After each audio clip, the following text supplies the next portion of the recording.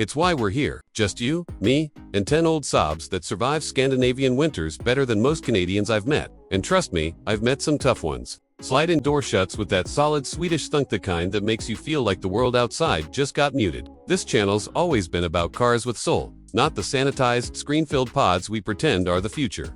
Tonight is a late-night garage conversation. Smell of cold metal, faint hint of oil, maybe some old vinyl cracking in the back seat. No fancy studio lights, no script taped to the dash. Just stories, scars, and engines that refuse to die. Let me tell you something about the 900 Turbo. The first time I stabbed the throttle in one, it felt like someone kicked the back of my seat. The boost didn't come on gently, it surged, like the engine suddenly remembered it was born to fight snowstorms and German competitors at the same time. Prices back then, you could snag a decent one for what people now spend on a mid-range laptop. Even today, the right example is still cheap enough that you start wondering if the seller doesn't know what they have, or if they're trying to get you addicted. But Saabs don't sell themselves with numbers or brochures. Hell, half the brochures made them look like dentist cars. The magic happens when you're actually out there highway. Empty, frost crawling up the window edges, turbo whistling like it's sharing a secret with you. And when that heater kicks in, oh man, you don't get warm, you get baked. Saab didn't engineer climate control, they engineered survival in a place where the weather actively tries to murder you. I once drove a beat-up 900 with a jammed sunroof, a sagging door card, and a turbo that whined louder than a disappointed uncle, but inside, it was cozier than a coffee shop with a wood stove. The steering weird at first. You grab the wheel and think, why does this feel like someone reassembled the rack after 3 beers? Then 10 minutes later, it clicks, and suddenly, you're carving through snow like you've been doing it for years. That's Saab. Strange, until it's not. And once it's part of you, every normal car starts feeling boring. Here's a mini hook for you. Ask any Saab owner about torque steer. Watch their face. They'll grin, like someone just mentioned the wildest night of their youth.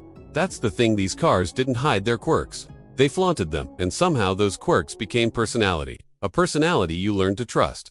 Now, winter driving in a Saab isn't like winter driving in anything else. These cars don't panic. They don't slip unless you do something stupid. Even at 30 years old, they hold traction like they were built by a nation that negotiates with snow rather than fights it. My buddy once took his 900s through a frozen backroad shortcut and swore the car corrected him, not the other way around. I believe him. Saabs have that strange, stubborn confidence, like an old mechanic who doesn't talk much but fixes everything without making a fuss. The pricing predictions, listen if you're thinking of getting one. This is the last era where they're cheap. Nostalgia is spiking. Parts are getting hoarded, and people are finally remembering that these cars weren't just quirky, they were brilliant. Give it a year, and you LLC clean 900 turbos climb into territory where auctioneers start wearing nice shoes. But let's talk about number 7, the Blizzard. The part I teased earlier. Years ago, I was driving through a whiteout, so heavy it felt like I was inside a snow globe. Someone was violently shaking. Wipers frozen stiff.